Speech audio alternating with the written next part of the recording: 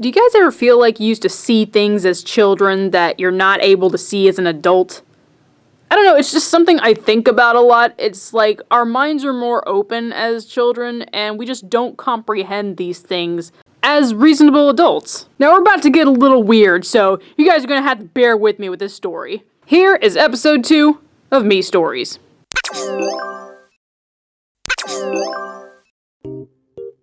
Now for this story, we're gonna have to time travel back to, let's say, 1998. Now a lot of people glamorize the 90s as this weird utopia that everything was perfect. It was actually a pretty weird time. It was this awkward phase where you could go out and get dirty all the time as a kid, but still know every single lyric of a theme song of every cartoon series on television. I think it was in between that age where technology hadn't exactly taken over yet, but it was in the process of. So I am in between two brothers, an older one and a younger one. And as kids, we used to do everything together. Not to say that we didn't have other friends, but when there's 3 of you to begin with, I mean, you could pretty much make an adventure all yourself. And I'm not gonna go out of the way and say we were bad kids. I don't think we were really bad kids, but when there's 3 of you, the noise and the shenanigans are that much more noticeable. But I think all the shenanigans go pretty much towards my oldest brother, who I would say is the ringleader, which would leave me and my younger brother to be, I guess, the scapegoats. He would get us to do all these stupid things all the time for his own amusement,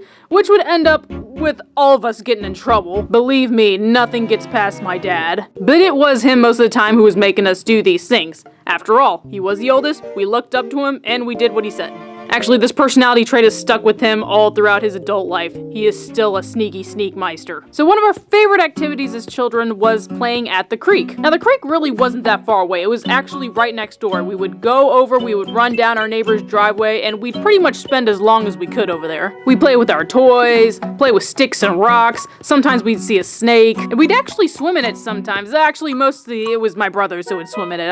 I am still not a fan of nasty, muddy water. When it came down to it, the only rule about playing at the creek by ourselves was my mom and dad would tell me to stay on that one side of the creek, which I never fully understood until I realized that this tunnel that was part of the creek led to the other side of the creek. So we're messing about as usual one day when my oldest brother Israel decides, hey, let's go through this tunnel real quick. Now I am not the biggest fan of this because I am always in this paranoia that we are gonna get in trouble. Parents are gonna find out we are going to get in trouble. But of course, he lures us in with his stupid plans, and my youngest brother Roberto takes off after him. Now of course, me being the wimp that I am, I don't want to go in this tunnel. So I climb all the way up and I run across the street to meet them on the other side. And really, the tunnel wasn't that long. I just didn't like bugs or snakes. I just didn't want to see any of it. I took the safe route. So suddenly, we're on the other side of the creek and we are seeing an entire new world over here. There seems to be a lot more man-made stuff, which I thought was weird because there is absolutely no man-made stuff on the other side. And the whole time we're having fun, but deep down I'm still thinking, where are we and how are we gonna get back?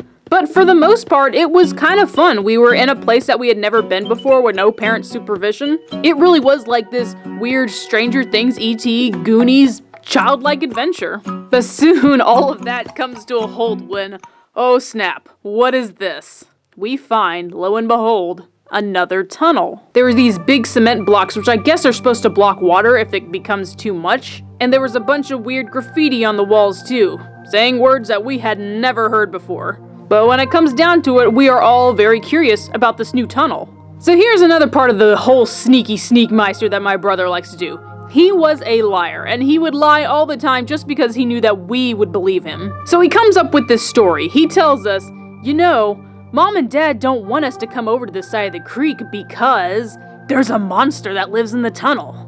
Of course, me and my younger brother were just like, dude, stop. And immediately he tries to defend himself, like, no, really, there's a monster that lives in here. So I pipe up and be like, okay, if there's a monster, why don't we go in then? I didn't think he'd take the bait, but I guess that is what he was waiting for, because that was the cue.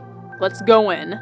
So in we go into this crazy tunnel that we had never been in, and a lot longer and darker than the one that we went in before. Now, despite the pictures that I'm showing you right now, it was actually very dark. We could barely make out each other in front of us, and we were all trying to hold on tight. As we make it deeper in, suddenly something smells awful. I cannot explain it to this day.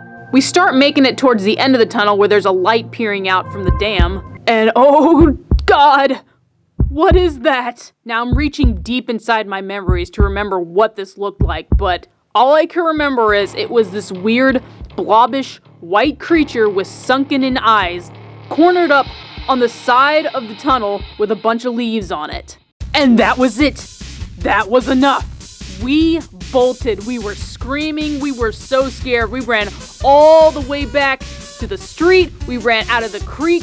We ran all the way back home screaming our heads off. We finally made it. We're screaming for Mom to open the door. She lets us in, and she's kind of freaking out. She's like, oh my God, all three of my kids are freaking out. What's happening here? So finally, she gets us at least calm down a little bit and asks us, what happened? What happened? Mom, we saw a month.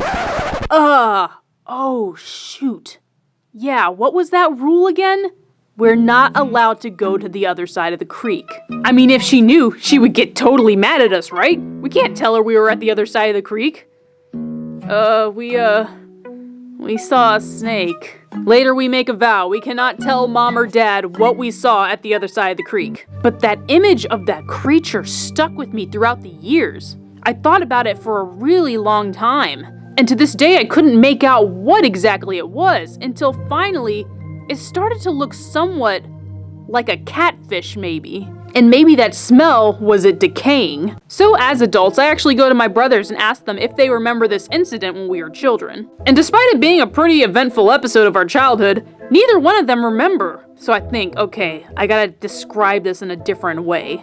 I'm like, so do you guys remember this albino catfish we saw in the tunnel? And that kind of lights up a bulb for them. They're like, oh yeah, I do kind of remember something like that. And we've gone back to the creek since then. It looks a lot different now. It looks smaller now that we're adults. And I really like remembering all those adventures that we had there. I'm glad that the creek is still there, and I get happy whenever I see other kids there. Maybe they can make their own adventures.